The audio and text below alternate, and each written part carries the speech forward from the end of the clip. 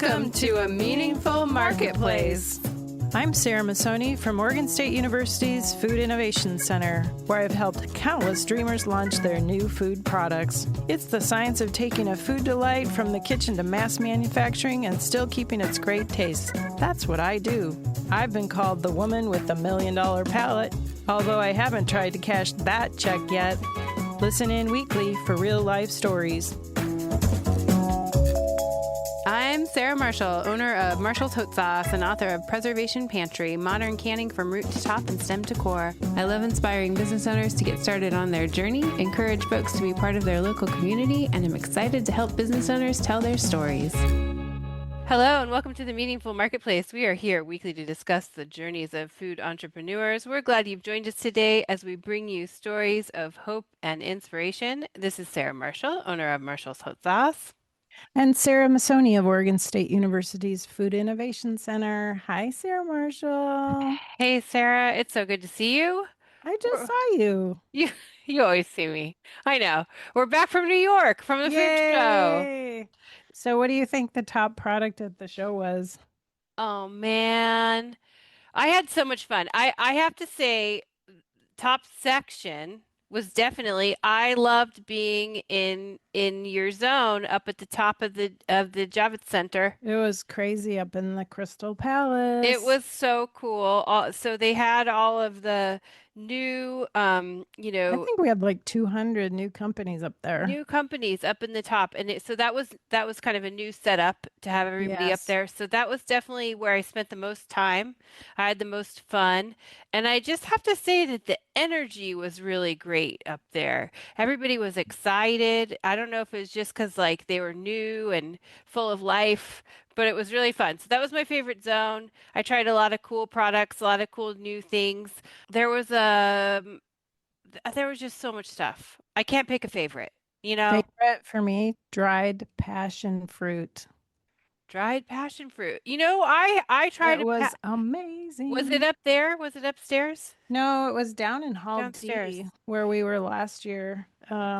Just a company, it was exporting it from an Asian country, I think, but it was delicious.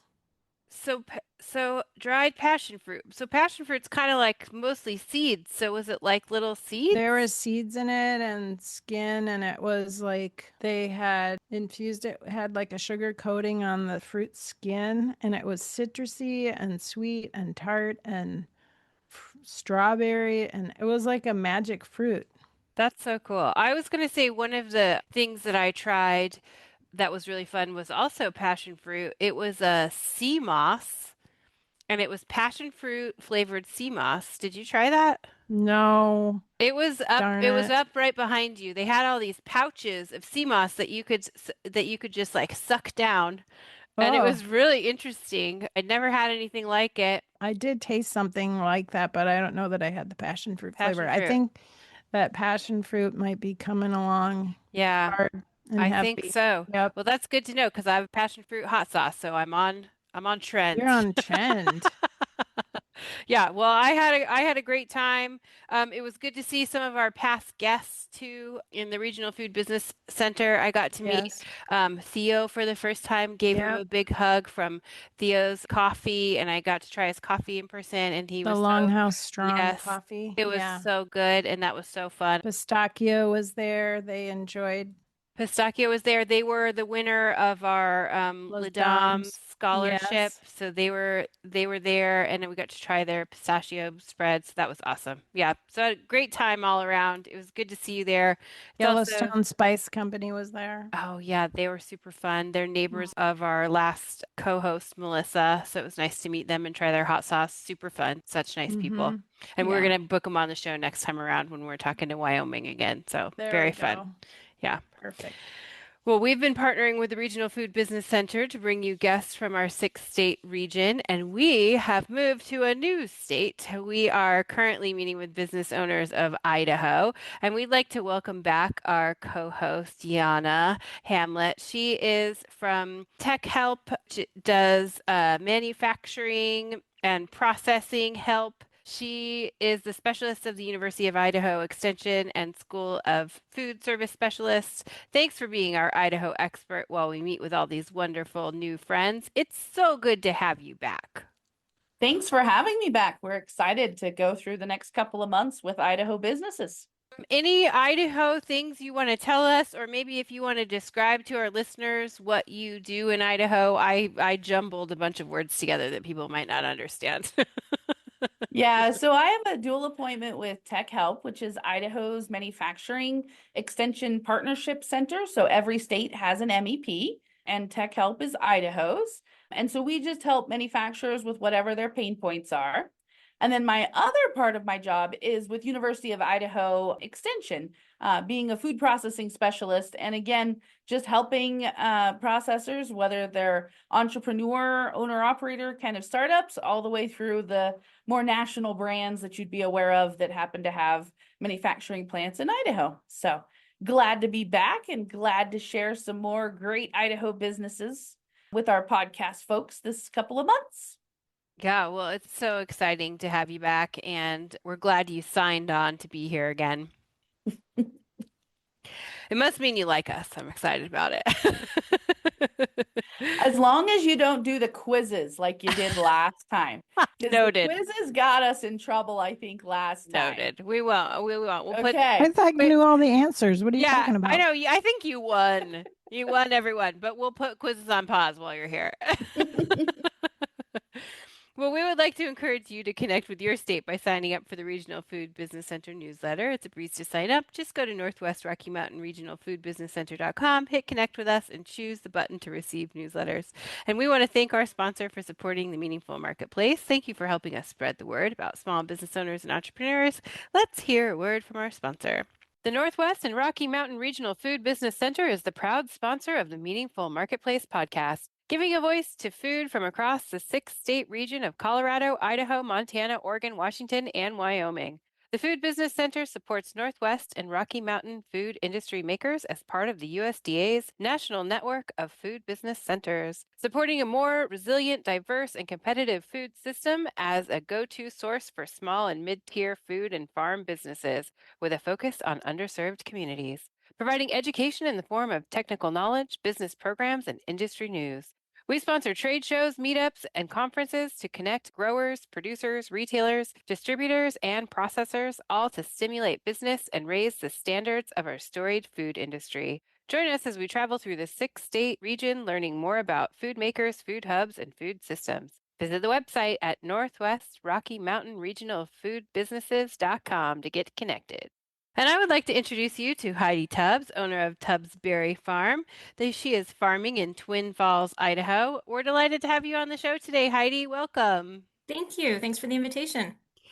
And we always like our listeners to connect with you online. So what's the best way to find you on social media or your website?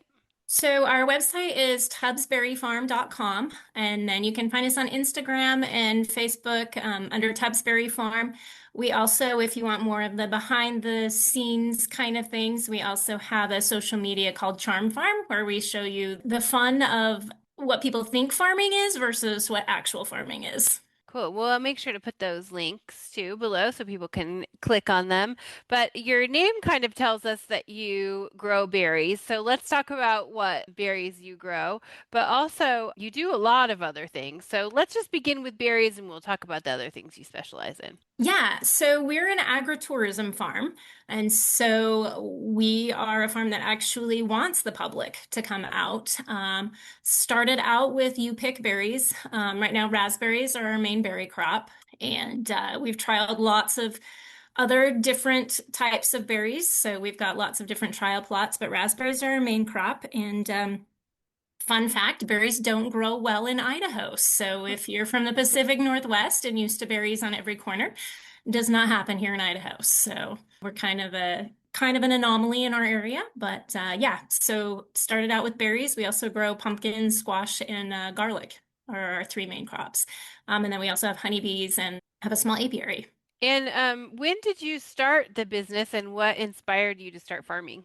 Great question. We started the farm about 20 years ago. That saying that you can take the boy off the farm, but you can't take the farm out of the boy is very true. knowing we weren't going to inherit in any farming and that my husband's parents' place wasn't going to support two families, we decided that we were going to have to get creative if we were going to give our children the farm experience. And so we actually, it was our 4-year-old's idea that we should grow berries and sheep.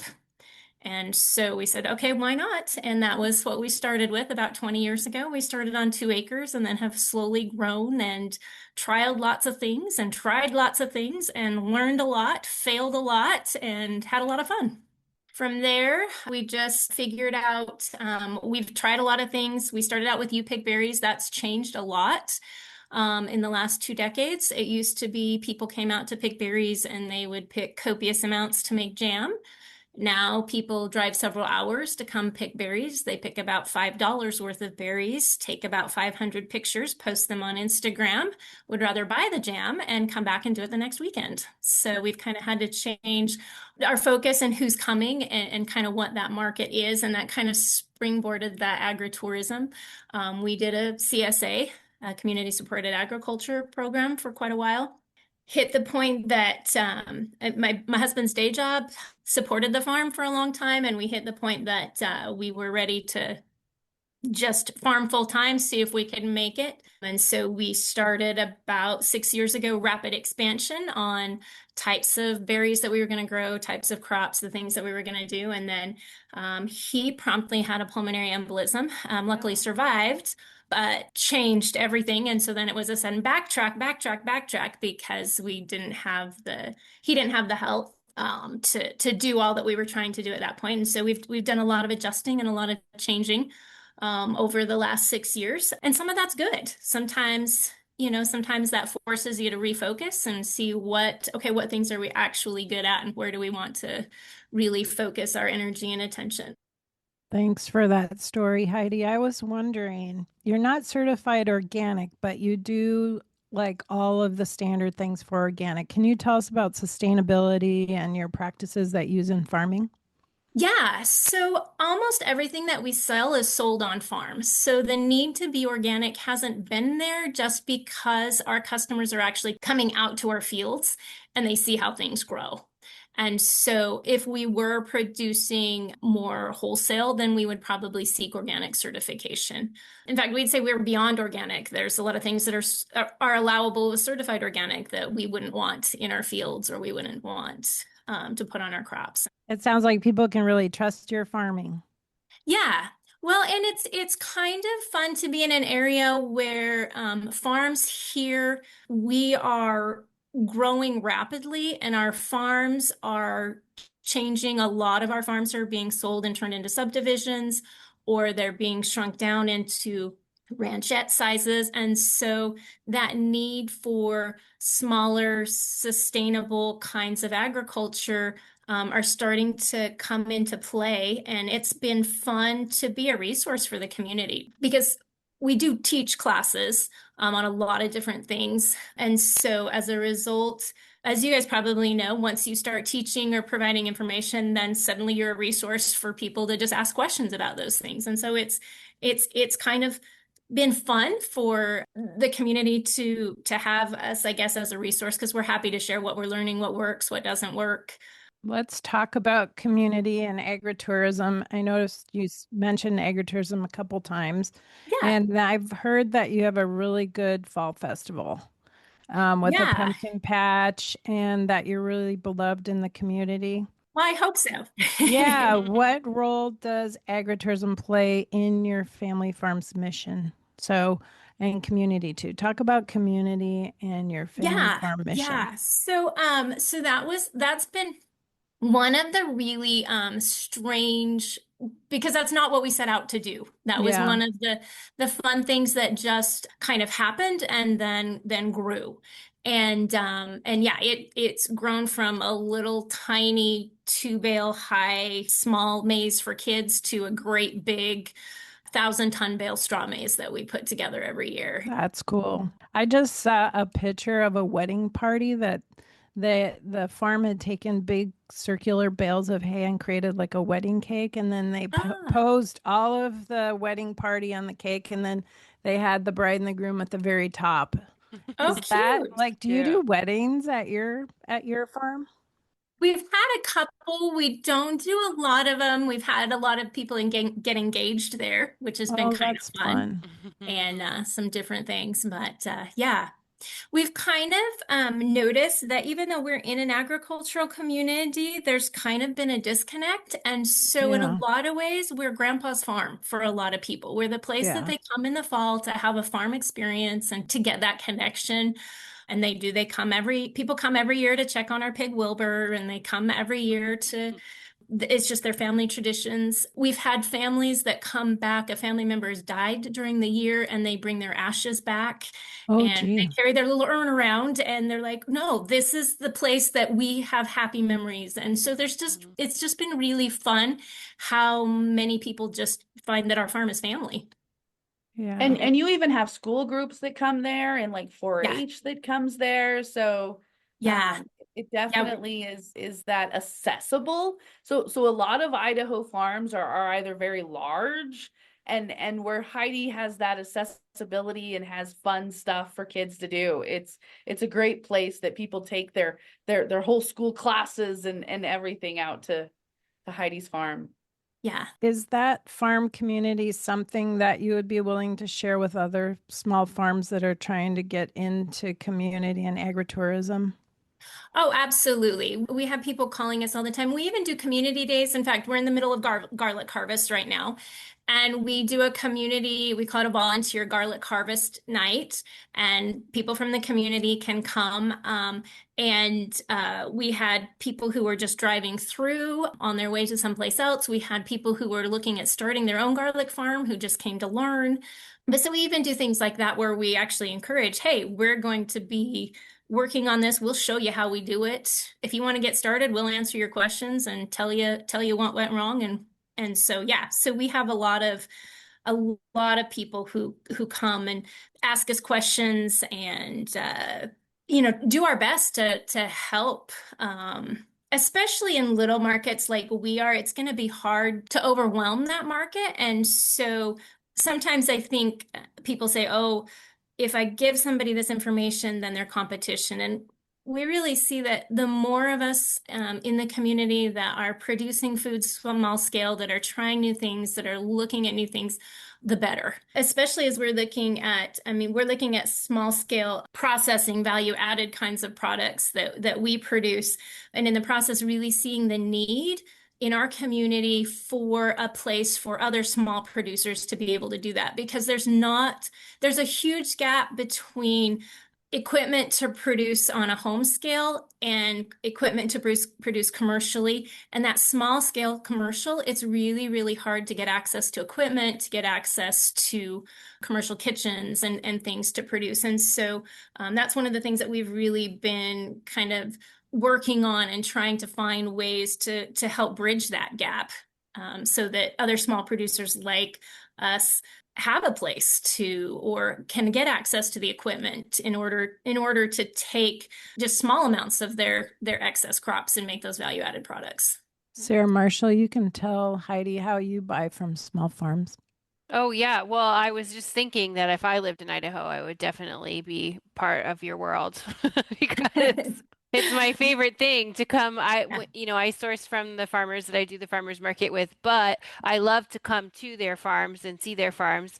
Not because I'm like checking on the farm or anything, but just because I like to go there and I like Yeah. to see how it is, and I like to go pick up my peppers from there and hang out and see how things go.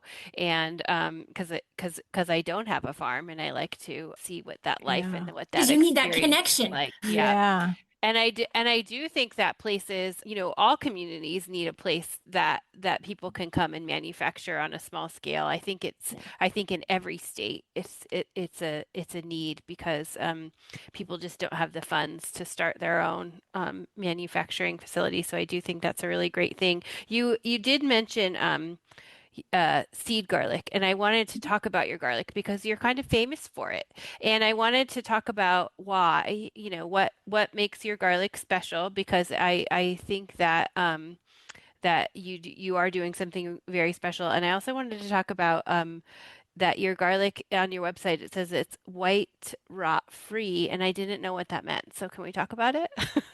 Yeah, I'm not 100% sure what angle you're going with, but we live in a quarantine for alliums, if that's kind of what you're meaning. So Yeah. quarantines is what makes our garlic famous. And so Idaho along the Snake River in the 80s put in what's called an allium quarantine. And so garlic and onions and any really root crop that has to be grown from, so even potatoes and those things that could carry soil with it within that quarantine zone can't be transported in and out of the state. And so our garlic is certified disease free, and white rot is the main reason for that. And white rot is a disease that once it's in the soil, it exists there for 30 years. And so Idaho recognized that that could wipe out our onion industry. And so that's why they put the quarantine in. And so, yeah, garlic has to be certified. In order to grow garlic in Idaho, you have to have, or in our part of Idaho, you have to have certified seed. And so we're one of the certified seed producers.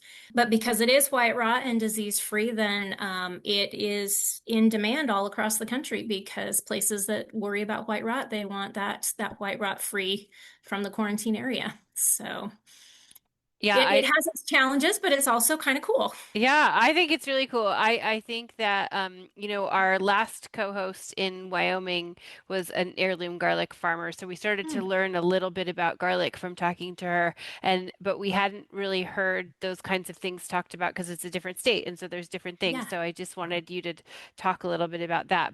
And so when people come do they come to the farm to get the garlic seed from you so that they can plant it within Idaho, but they can't come from another state? Is that right? So we can ship it out. We Okay. just can't ship it in. Okay. So if you are in Idaho and you try to order garlic seed from any of your in your catalogs, it says cannot ship to Idaho. And so, yeah, so we can ship it out. So we ship it all across the country. And Cool. so, yeah, people order it on our website, and it's kind of fun to see where it ships from. Yeah, we supply a lot of the nurseries because, again, they have to sell certified seed. And so we supply a lot of the nurseries in our part of Idaho, and yes, people do come to the farm to get it.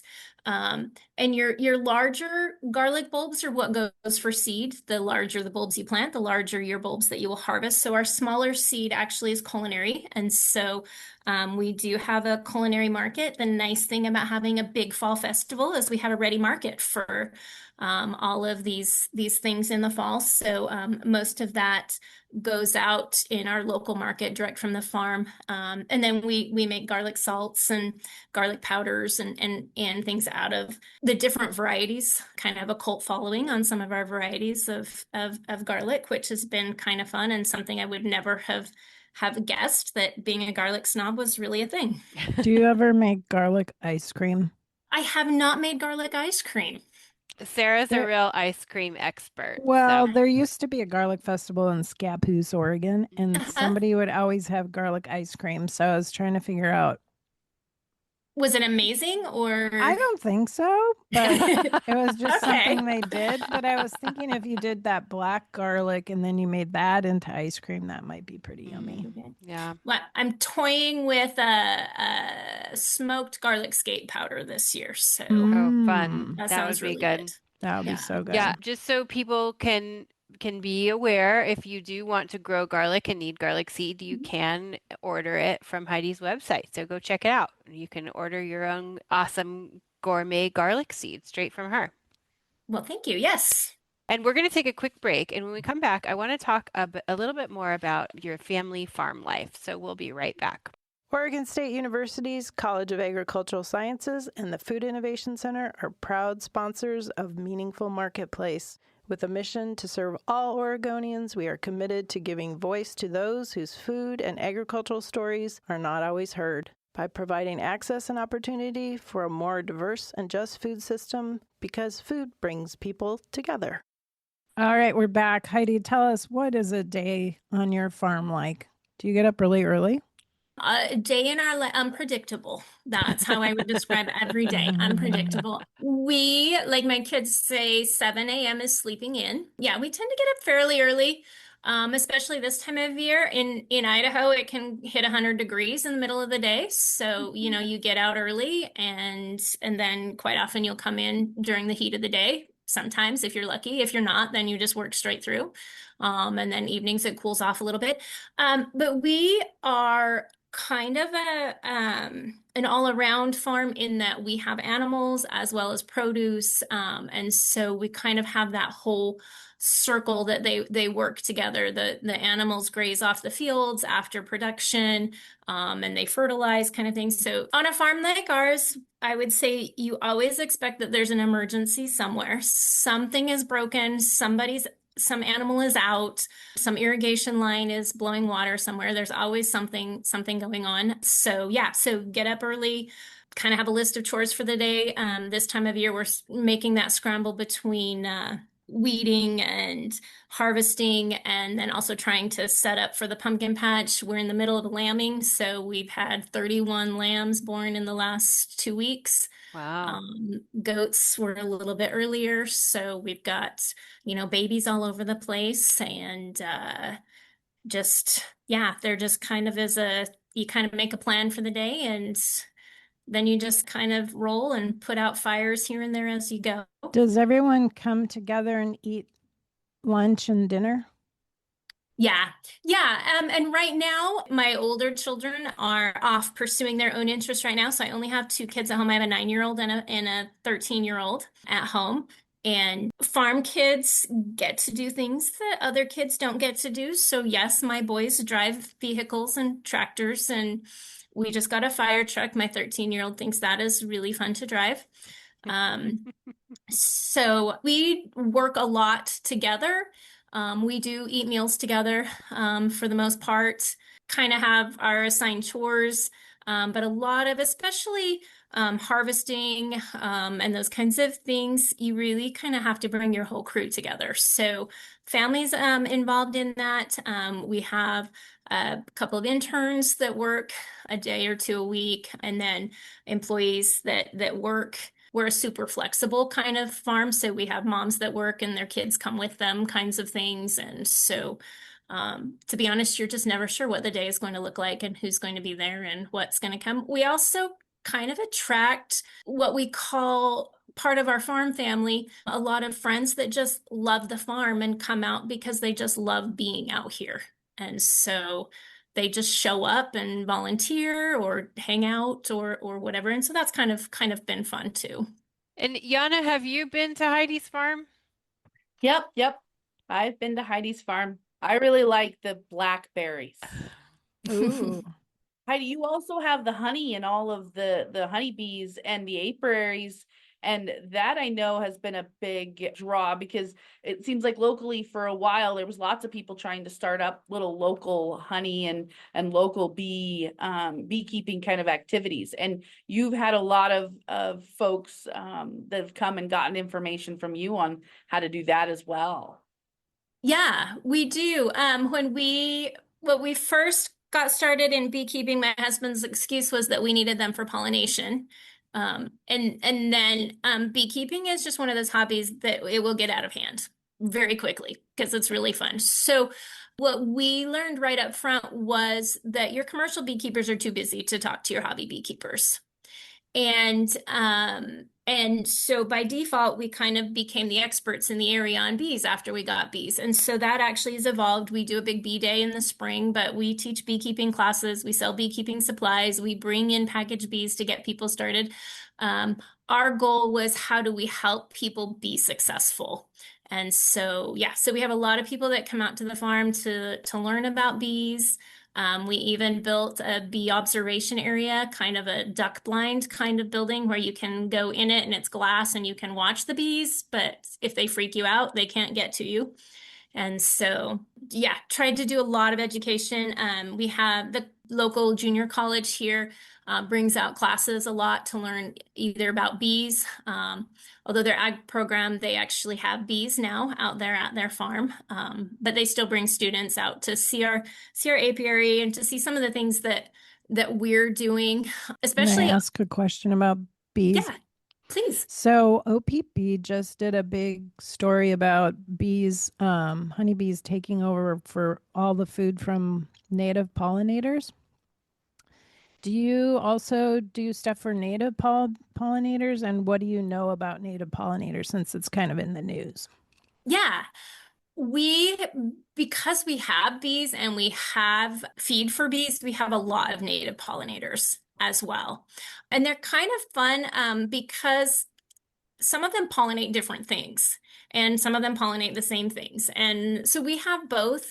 To pollinate the pumpkins and the squash, it takes a tremendous number of bees. And so we have to have the honeybees, the native pollinators. There just aren't enough of them to do the quantity of pumpkins or the raspberries as well. Those have to be, I mean, that's a compound fruit on a raspberry. So every single one of those little droplets is an individual flower that has to be pollinated. So it takes a lot of bees to pollinate raspberries. And so your native pollinators can't keep up with that. So we do need the honeybees, but we do see a lot of native pollinators in there. I don't really see them, at least in our area, as a competition, but in areas where there's very little forage for bees, then yeah, I mean, it would be like if you're at a buffet and there's only 2 burgers and 30 people, you're going to run into problems. But as long as there's food for them, they're both gonna do well. And some of them, some of them forage just different crops. We actually, on our farm, we actually have bee boards, so we have leaf cutter bees as well as honeybees that live on our farm. That's cool. Yeah. So do you have actually honey that's called raspberry honey then? Yeah. So before we did the pumpkin patch, we had a raspberry blossom honey. Now it's a pumpkin raspberry honey because the pumpkin blossoms and the raspberry blossoms are on at the same time. And I know it sounds weird, but we cannot tell the bees to not pollinate the pumpkins while they're pollinating the raspberries. So it's kind of a blend. Yeah. But it's a really fun, really very, very popular honey that we have. You had mentioned at the top of the show that it's not very common to have berry farms where you are in Idaho. And is it because they're hard to grow? I mean, and then how did you grow the berries if it's hard to grow them there in Idaho? Why do we do this? Yeah. In fact, one of the strawberry farms that had been in our area for a long time, and they were starting to retire. And visiting with him, he said, the last few years we were just doing this as a service for our community because it's just hard. So we live in a desert. We are very alkali. And at least on our side of the river where we grow, we have heavy clay soil. And so those are all things that berries do not like. And so getting berries to grow in that type of soil with that kind of alkalinity is a little bit of a trick. And so, yeah, there's just, there's some advantages. We don't have, Pacific Northwest has a lot more issues with fungal diseases and things that we don't have because we're a desert and it's so dry. But getting water to them is an issue, and getting enough water to them. And so, we have a few other issues. But yeah, probably the biggest thing is just we have really heavy clay soil. There's some areas in our community that are sandy and they do a little bit better on them, but we have very, very alkali soil. And you can amend that, but then you have alkali water, so you're always leaching that out. So blueberries absolutely do not grow in our area. We actually grow some Saskatoons, which are similar to a blueberry, because they will grow here. But yeah, there's a lot of things that we can't grow just because of that. And yeah, blackberries don't just grow spontaneously. We're kind of on the borderline of being. We figure probably 1 in 3 years we get a crop, just the late frosts and things like that. We're just barely on the borderline of being able to grow some of those. So, yeah. My whole backyard is blackberries on accident. I don't want them to be, but they're there. And so it's so funny because when people come and like I said, Twin Falls is growing rapidly. And so we have a lot of new move-ins, a lot of them from that Pacific Northwest area. And they come in and they're like, well, where are all the berry farms? and yeah, it's not an easy venture. Yeah. Well, good job doing it and bringing those joyful berries to your community, because I know how happy people are when it's berry time. They get excited. Yes, yeah, it's fun. Well, and my two youngest children grew up on a berry farm, and so they actually have no idea that berries are a luxury item. Yeah. So it's It makes people very happy. it does. It does. Yeah. And we started again because the fall festival is such a big deal and a big part of what we do. We actually grow fall bearing raspberries, and so our raspberries are actually on in the fall when our That's nice. pumpkin patch is going on. So people can actually come out to the farm and pick raspberries while they're doing their fall fun. That's great. While you're talking about all the fall fun things, we did talk about the maze a little bit. And do people ever get lost in your maze? Because it looks huge and like they could get lost in it. Oh, yes, Yeah. they do. They've seen grown men cry in corners. Um, But we do, so if you've ever done a corn maze, a straw maze is totally different because you can't cheat. Yeah. And it's kind of weird to be in it because it's very quiet. And even though you know other people are in there, quite often it feels like you're alone. So we actually have maze runners whose job is to be on top of the maze, running around, making sure everybody's okay and helping people not to panic that they're not going to be in there forever and that the world hasn't ended in the 3 minutes they've been in there and that they will be fine. But yeah, no, it's a lot of fun for people who like mazes, like to definitely come out. Sarah, I think we need to go. I know. I was It would just be saying, amazing. I was saying before you were on, Sarah, that like every time we do these shows, I just We need to more and more, travel. I'm like drawn. I want to come. I want to go so bad. How Yeah. long But how long would it take for us to get to where you are from Portland? Do you know? If we were going to go is on it a what, road 10 hours? It's less than that. It's only Is about an it 8-hour drive, is it about especially Eight during the hours. summer. It's because it takes me, so I go to Newport and Depot a couple of times a year, and Mhm. Mm. and we drive it most of the time, and it takes us about 10 hours to get to the coast. Yeah. So Mm. it's like 7 to 8-ish to get to Portland. I think that's doable, Sarah. I think we need a meaningful marketplace It's closer than road Wyoming. trip, And road trip to if you the fly farm. into the Twin Falls Airport, it's a couple miles down the road. Call me, I'll pick you up. Yeah. Yeah. Oh, maybe that's But what we yeah, have to Better. we do. have apple cannons. So a lot of what we've Apple shifted has been, cannons. so we have these cannons that shoot apples and like I it's did a pumpkin cannon before. yeah, okay. Yeah. So we shoot apples, which was hard for us and that's one of the big things people say, are you wasting all this fruit? I'm like, nope, the pigs are going in there once you get done and they're gonna eat it all. So it's all gonna be fine and then they're gonna fertilize and we have big slides and we have just all kinds of crazy farm themed stuff for people to do. Rubber ducks have become a huge thing. We have rubber duck races, old-fashioned water pumps, and people race ducks all over the place. And it's not necessarily the kids that are really excited about the duck races. But yeah, You, it's fun to see families come and play together and see dads riding stick ponies and to see the corn pit and just families playing and letting loose and having a good time. yeah, it just feels like you bring so much joy to everyone's life. You set out Mhm. to do this thing and you did it. And it just, I mean, wow, how fun. It's great Yeah. to be able to pivot and see what your customer wants and then sort of change and grow as you see the community changing. Mhm. Yeah, for sure.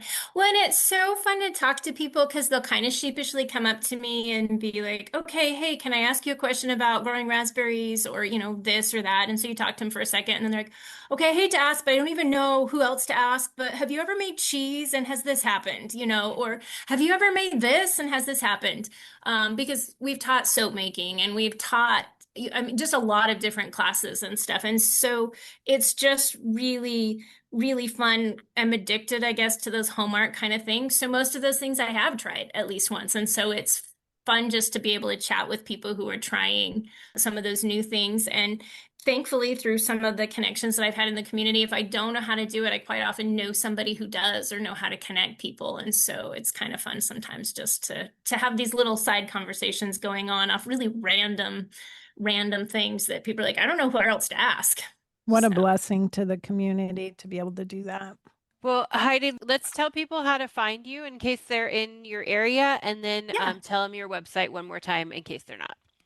Yeah, so we are in Twin Falls. We're on the southwest side of Twin Falls. Our address is 1150 South Park Avenue West.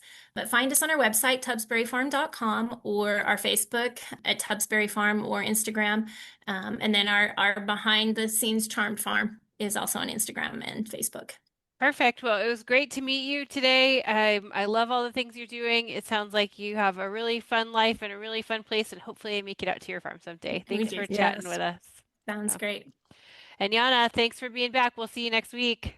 Yeah, thank you for having us back. And thanks to our listeners for tuning into the show. You can rate us on Apple Podcasts or iTunes. You can follow us on Instagram or on YouTube at Meaningful Marketplace Podcast. You can call or text Sarah and I with questions, 503-395-8858. And we couldn't do this without our fantastic team at Joy of Creation Production House. Thank you to Dave, our production coordinator, and Haley, our audio engineer. We will be back next week, everybody. Thanks for joining. Bye. Bye for now.